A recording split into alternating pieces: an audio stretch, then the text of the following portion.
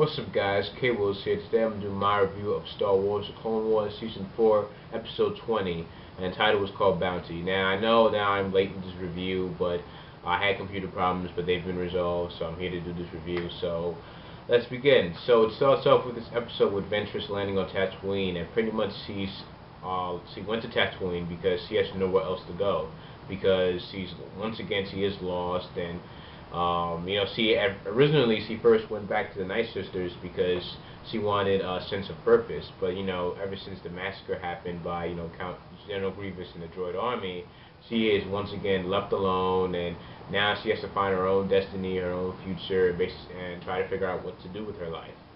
And pretty much, she goes to a bar, she has a drink, and then there's this guy who, he tries to hit on her, but then she pretty much kills him.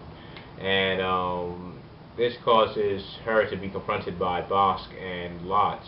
I believe that's her name. I'm sorry, I'm not too familiar with this girl bounty hunter and her name.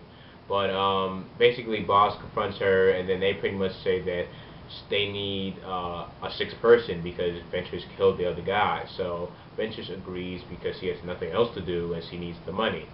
So she joins and follows Bossk, and pretty much she meets the leader of the whole bounty hunter group, which is Boba Fett. And I was actually, at first a little surprised to see that, Boba has his own crew and everything. And pretty much, I'm wondering why these guys are following him. Either it's because he's extremely skilled, or, him and his father, him being the son of Jango Fett, maybe that gives him some more of a, status within the bounty hunters. And pretty much, Ventress joins the group, and then they have to do a mission where they have to protect some cargo on like a train on a planet, pretty much, and she's going to get a cut of the percentage of the cut. And so they go on this planet, and I like the planet, especially when they go underground with the whole purple jumps and stuff. It looked pretty nice. And pretty much they went on this giant like train-like vehicle, and they were carrying some cargo and had to defend it from the supposed, well, I call it ninjas. And pretty much from this scene, this mission really, I really thought about this, and it kind of reminded me a lot of like a Western cowboy movie scene where they'll have like the giant train, will have a lot of people, and they'll have money and a lot of like cargo, something like that, very important cargo, and then out of nowhere the outlaws or renegades come out of nowhere, they hijack the train and take everything. That's kind of what I got from this episode, more of a like Western cowboy feeling by the whole train thing.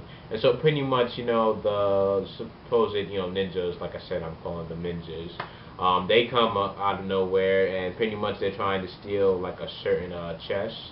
And the fight scenes are actually really good in this episode, especially with Boba Fett, because I was surprised that he was really this good, with the two pistols and hand-to-hand combat. He knows what he's doing, so either he's been training to like move himself up, the ladder of the bounty hunters, and he's pretty good. And the other bounty hunters, like the droid, he was pretty good, and the girl and Bossk. And Ventress was still, she's a former Sith, so she knows what to do.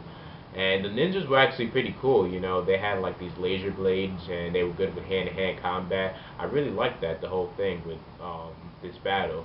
And then pretty much near the end, the leader of the whole group was trying to get the chest, and pretty much the chest opened, and it's revealed that it's actually a girl.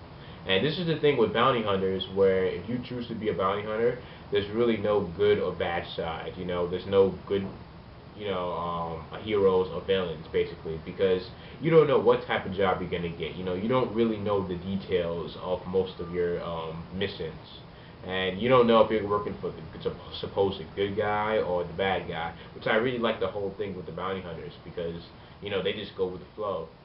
And so pretty much, Ventress, she has an idea, because the girl had said, oh, talked about family and all that, and it kind of, I guess, hit Ventress because she just lost, her clan, Night Sisters. And so what she does is she knocks out Boba Fett because everybody else was knocked off the train, and she hides him in the chest and delivers it to the guy who was supposed to marry the girl.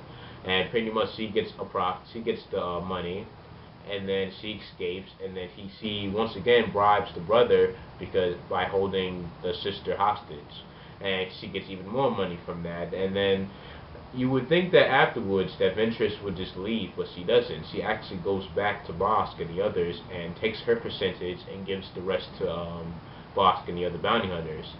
And I was actually pretty surprised that she actually did this because it kind of showed interesting character development with Ventress, you know, that she's not going to be more of this selfish, evil person, that she's going to, you know, do everything that benefit herself, but who knows, maybe Ventress is going towards the light side, or maybe it's not as going to be as deadly as she once was. But anyways, she goes, she leaves, and she says basically she's not like them anymore, and that she has a future. And I kind of like this scene because she kind of looks up into space, and that, you know, the stars are the limits for Ventress. And I really like this episode too. You know, with Ventress and whatnot.